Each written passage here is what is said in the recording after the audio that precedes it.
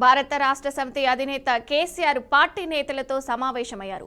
కాళేశ్వరం ఆనకట్టల్లో లోపాలకు సంబంధించి justice PC Ghosh commission నివేదిక విషయంలో ఎలా ముందుకెళ్లాలన్న అంశంపై చర్చించినట్లు తెలుస్తుంది. కేసీఆర్, హరీష్ రావు పిటిషన్లపై విచారణను హైకోర్టు 5 వారాలకు వాయిదా వేసింది. దీంతో తదుపరి ఏం చేయాలన్న విషయమై కేసీఆర్ దృష్టి సారించారు. హైకోర్టులో విచారణ ముగిసిన అనంతరం హరీష్ రావు ఎర్రవెల్లి వెళ్లారు. కేటీఆర్, హరీష్ రావు, ప్రశాంత్ రెడ్డి, వినోద్ కుమార్, దామోదర్ రావుతో పార్టీ కేసీఆర్ సమావేశమయ్యారు.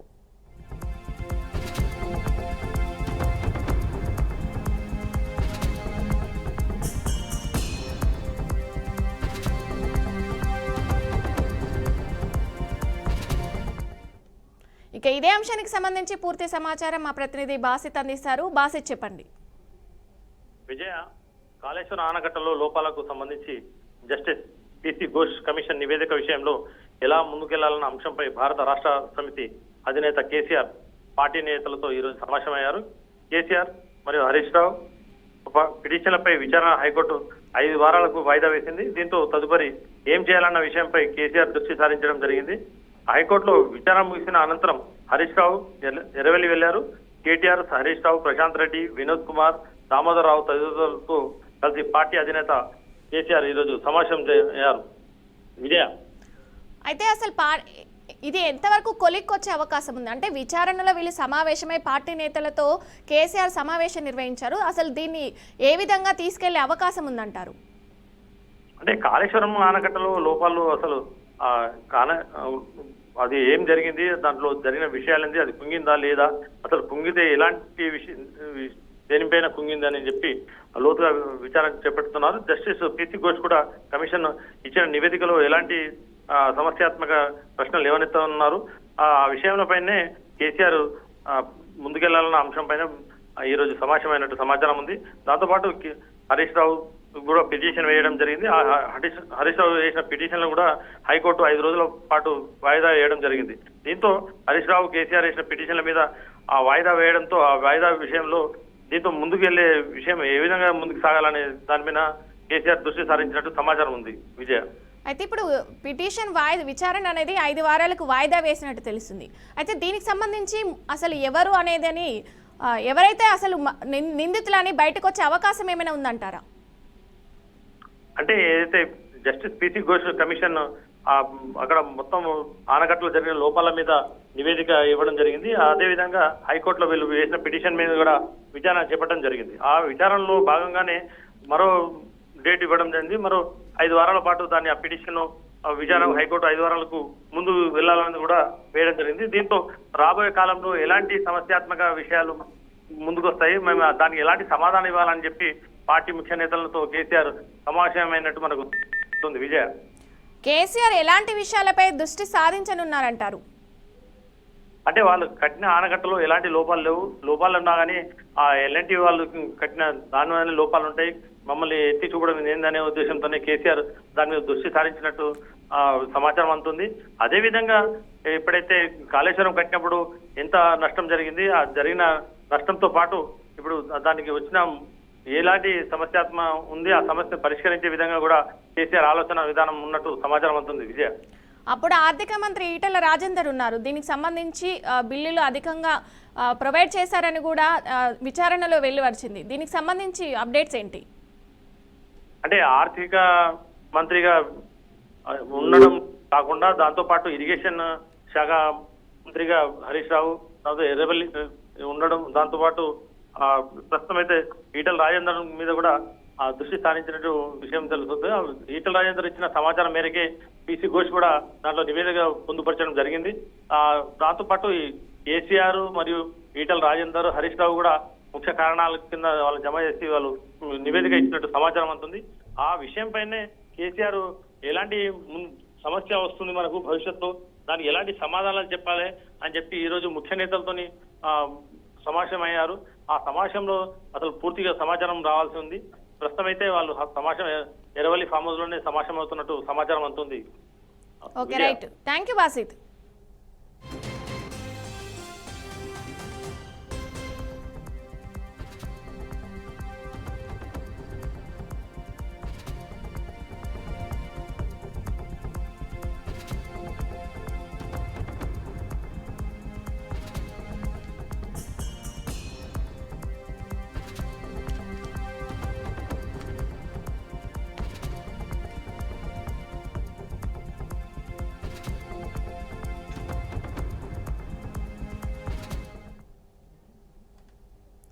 బ్లాక్ మార్కెట్లో 400 రూపాయలకు యూరియా దొరుకుతుందని కేంద్ర మంత్రి కిషన్ రెడ్డి ఆరోపించారు.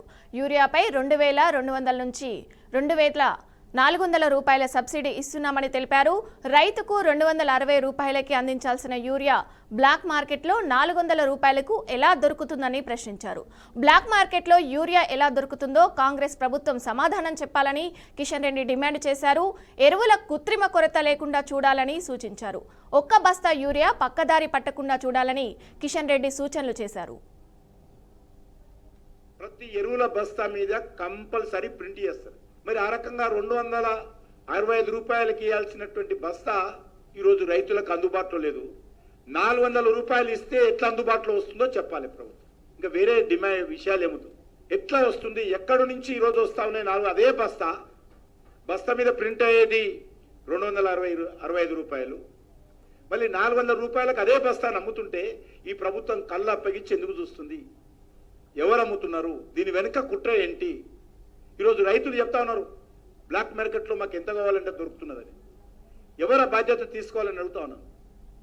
50% ప్రైవేట్ ఏజెన్సీలకు ఇస్తారు, 50% గవర్నమెంట్ ఏజెన్సీలు, కోఆపరేటివ్ బ్యాంకులు కానీ ఇతరత్ర కోఆపరేటివ్ సొసైటీల ద్వారా కానీ రైతులకు అందుబాటులో చేయాలి.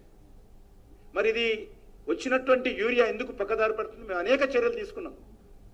ఈ యూరియా ఒక బస్తా ఇస్తున్నామంటే నామోషిగా 250 రూపాయల బస్తా కాదది. 2500 నుంచి 2650 రూపాయల బస్తా అది ప్రజల డబ్బు. నరేంద్ర మోడీ గారు ఇస్తున్నా అది ప్రజల డబ్బే, రైతుల డబ్బే. అది సబ్సిడీ ఇస్తున్నామంటే కేంద్ర ప్రభుత్వం ఇచ్చినా కూడా ప్రజల డబ్బే అది. ఆ రకంగా ఒక బస్తా బ్లాక్ మార్కెట్కి వెళ్తే ఎవరు బాధ్యతని అడుగుతా ఉన్నాను. మార్కెట్లో దొరుకుతుంది, ఎవరు చేస్తారో చెప్పాలని అడుగుతున్నా నేను. మార్కెట్లో ఈరోజు రైతులు 400 పెట్టి బస్తా కొంటున్నారు కదా, అదే బస్తా 260 రూపాయలకు అమ్మాల్సిన బస్తా ఈరోజు 400కు దొరుకుతుందంటే ఎవరు చేస్తున్నారు? ఆపాల్సిన బాధ్యత ఎవరి దగ్గర అడుగుతా ఉన్నాం.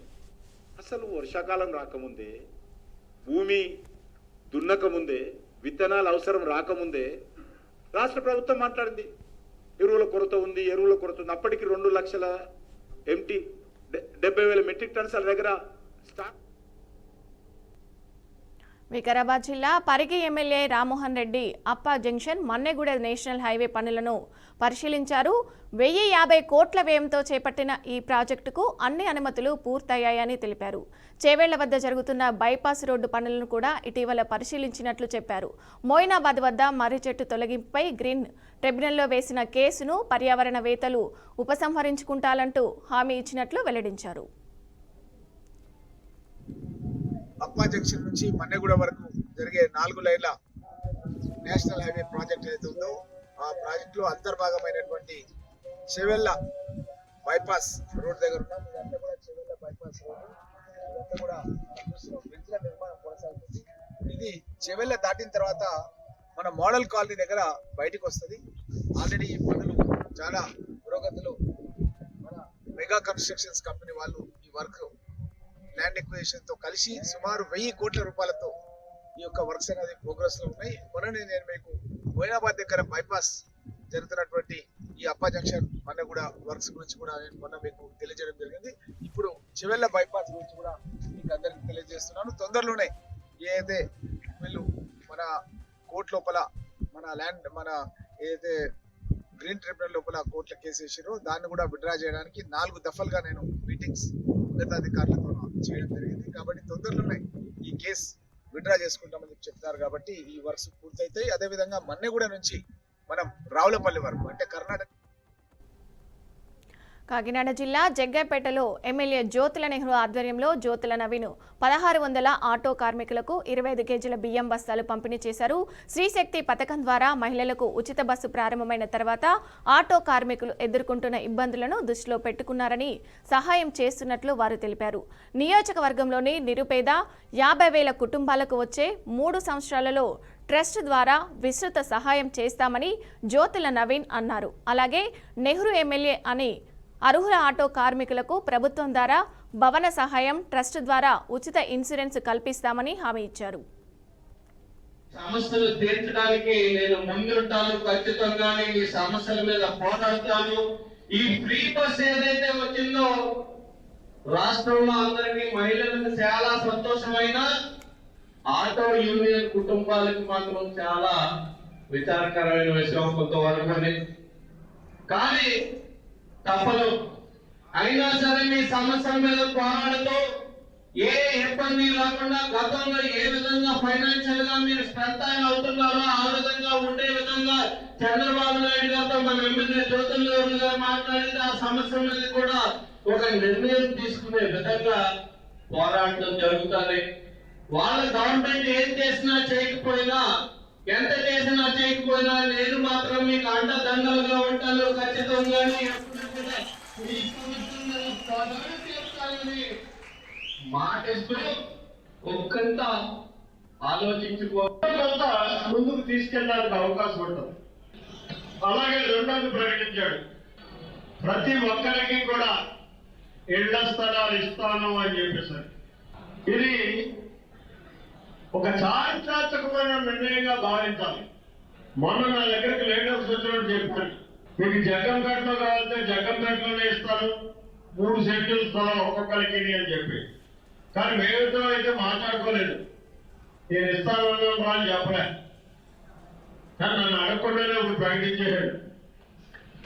ఖచ్చితంగా పార్లమెంట్లో ఉన్నటువంటి ప్రతి ఒక్కరికి కూడా ఇళ్ల స్థలాలు జగ్గంపేటలో కావాలంటే ఏ ఊళ్ళోనైనా సరే జగ్గంపేటలోనే ఇస్తా, లేదు వారుల్లోనే మాకు కావాలంటే అక్కడి ఇచ్చేటటువంటి పరిస్థితి ఉంటుంది. ఇక మూడోది ఇన్సూరెన్స్ పథకం. ఈ ఇన్సూరెన్స్ అన్నది అతి కీలకమైనది. ప్రతి నిమిషం ప్రమాదంలోనే ఉంటారు. మీరు రోడ్డు మీదకి వస్తే ప్రమాదం మన చుట్టూ గింగుళ్ళు కొడతా ఉంటారు. అది మీ తప్ప, ఎంత చోటు తప్ప, ఎవరిదే అన్నది పక్కకి తీసేయండి. మళ్ళీ తిరిగి ఇంటికి వెళ్ళి మీరు మంచం మీద పడుకునే వరకు కూడా ఆ ప్రమాదం అనేటటువంటి గట్టిక మిమ్మల్ని.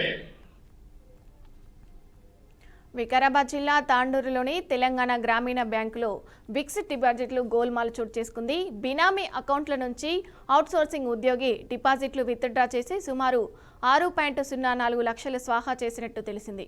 విశాలాక్షి అనే మహిళ తన నామినీ పేరుపై డిపాజిట్ చేసిన గడువు పూర్తయి ఇటీవల డబ్బు తీసుకునేందుకు బ్యాంకుకు వెళ్లిన సమయంలో మోసం వెలుగులోకి వచ్చింది.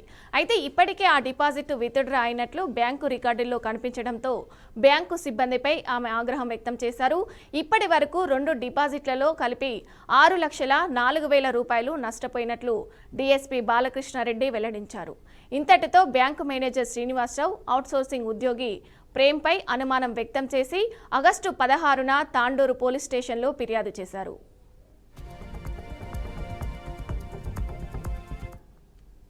చీఫ్ మేనేజర్ శ్రీనివాసరావు గారు ఒక ఫిర్యాదు చేశారు.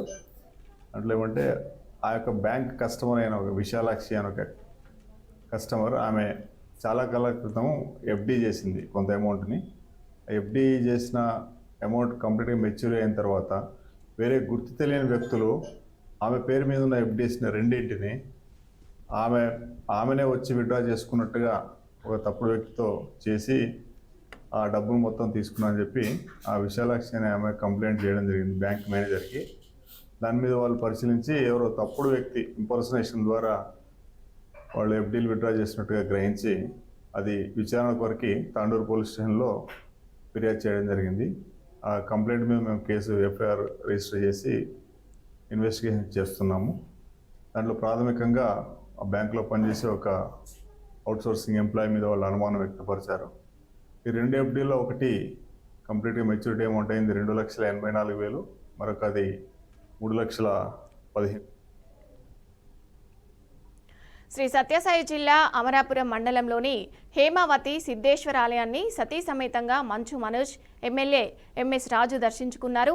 ఎమ్మెల్యే ఎంఎస్ రాజు ఆహ్వానం మేరకు శివుడు మానవుని రూపంలో ఉన్న పురాతన ఆలయాన్ని సందర్శించి దేవదేవుని ఆశీస్సులు తీసుకున్నట్లు మనోజ్ చెప్పారు. ఆలయం ప్రాంగణంలోనికి చేరుకోగానే గజమాలతో హేమావతి అభిమానులు, కూటమి నాయకులు, కార్యకర్తలు స్వాగతం పలికారు.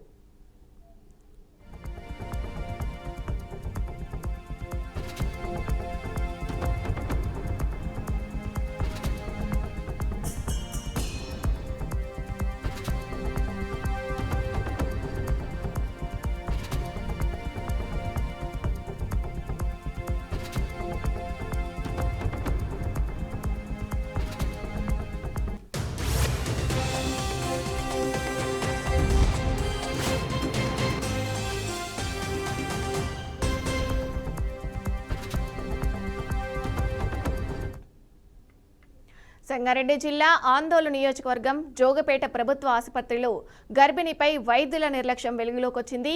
7 నెలల గర్భిణి సాయి భవానీ చికిత్స కోసం ఆసుపత్రికి వెళ్లగా వైద్యులు సంగారెడ్డికి వెళ్లాలని సూచించారు. తిరిగి జోగపేట ఆసుపత్రికి వెళ్లగానే గైనకాలజిస్టు తస్లిం బూతులు తిడుతూ ప్రవర్తించిందని ఆరోపించారు. గర్భిణిని పట్టించుకోవడం కాకుండా అవమానించారని భర్త ఆరోపిస్తూ వైద్యురాలిపై కఠిన చర్యలు తీసుకోవాలని డిమాండ్ చేశారు. హెల్త్ మినిస్టర్ దామోదర రాజనరసింహ నియోజకవర్గంలోనే ఇలాంటి నిర్లక్ష్యం బయటపడడంపై ప్రజలు తీవ్ర ఆగ్రహం వ్యక్తం చేస్తున్నారు. నాకు ఫస్ట్ మూడో కాన్పు ఇక్కడనే నార్మల్ డెలివరీ మంచిగా అయింది. ఈ మూడో కాన్పు వచ్చేసి మేడం సరిగా చూస్తలేదు. ముస్లిం మేడం ఉంది. ఏమన్నా అంటే ర్యాష్గా మాట్లాడుతుంది. ఆమె చెప్పేది నాకు ఏమన్నంటే ఏమే పోవే ఒక రోజు ముందు వచ్చినా ఒక రోజు వెనకాలకు వచ్చినా నీకు అంత దుద్దనా అట్లా ఇట్లా మాట్లాడుతుంది. మనకి ఏం ప్రాబ్లం ఉందో చెప్పేదాకా కూడా ఆగదు. కూడా ర్యాష్ గా మాట్లాడుతుంది. వాళ్ళకైతే పోలీస్ కంప్లైంట్ ఇస్తా ఏం చేసుకుంటావు అని వాళ్ళకు రెస్పెక్ట్ లేకుండా ర్యాష్ గా మాట్లాడుతుంది. సార్తో కూడా నేను రిజైన్ చేస్తా లేకపోతే ఏమంటారు వెళ్ళిపోతా అన్నట్టు మాట్లాడుతుంది. ఎవరికి అసలు రెస్పెక్ట్ ఇస్తలేదు. డాక్టర్స్ అన్నాక కొంచెం రెస్పెక్ట్ ఉండాలి కదా పేషెంట్స్ తో పాటు. ఎంబర్ని లేచి హ్యాండ్ బ్యాగ్ వేసుకొని పోలీసులకు కంప్లైంట్ ఇస్తా అన్నది. గుంటూరు జిల్లా తాడేపల్లిలో దారుణ ఘటన జరిగింది. కుటుంబ కలహాల కారణంగా నూజివీడుకు చెందిన వెంకటేశ్వరరావు తన భార్య అంజల్ని రైల్వే ట్రాక్ మీదకు తోసేశాడు. సలాం హోటల్ సమీపంలోని రైల్వే ట్రాక్ వద్ద దంపతులు గొడవ పడుతూ ఉండగా ఈ ఘటన జరిగింది. స్థానికులు వెంటనే స్పందించి అంజలిని రక్షించి విజయవాడ జీజీహెచ్కు తరలించారు. అనంతరం వెంకటేశ్వరరావును రైల్వే పోలీసులకు అప్పగించారు.